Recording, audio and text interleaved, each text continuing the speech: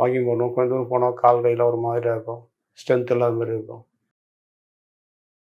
1 hour இங்கே உங்கள் tablet இது பண்ணிவிட்டு அதுக்கு மேலே 1 ஹவர் கொடுத்தா தான் இருக்கும்.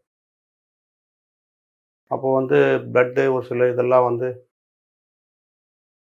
இதாகும், பேக் பெயின் வரும். ஜென்மா ஹாஸ்பிட்டலில் ட்ரீட்மெண்ட் இருக்கிறதுனால அது எதுவுமே இல்லை. இதுக்கு முன்னாடி இருந்ததை விட இது டேப்லெட் இருக்கிறதாச்சும் நல்லா இருக்கு எனக்கு. மோகனவேல், திருப்பத்தூர் மாவட்டம் ஆம்பூர் சேர்ந்தவன்.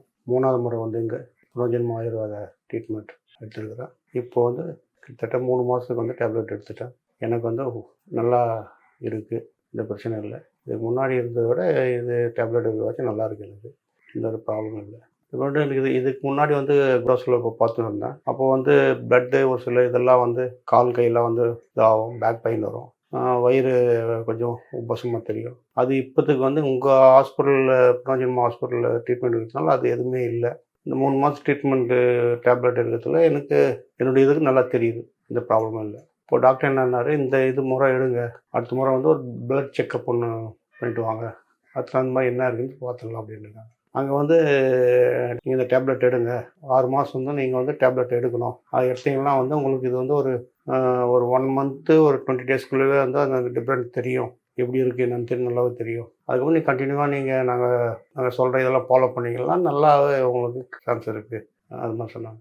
இல்லை அது இருக்குங்க சார், வந்து அது ஒன்லி வந்து எனக்கு வந்து கியூமோ டேப்லெட் மட்டும் தான் கொடுக்குறாங்க. இதுக்கு முன்னாடி இன்ஜெக்ஷன் கொடுத்துருந்தாங்க, அது வேண்டாம் அதிகமாக கொடுத்துட்டோம் சொல்லிட்டு ஒரே ஒரு கேப்சூல் டேப்லெட் மட்டும் கொடுத்துருக்காங்க. அது ஒரு 21 நாள் எடுக்க சொல்லிக்கிறாங்க.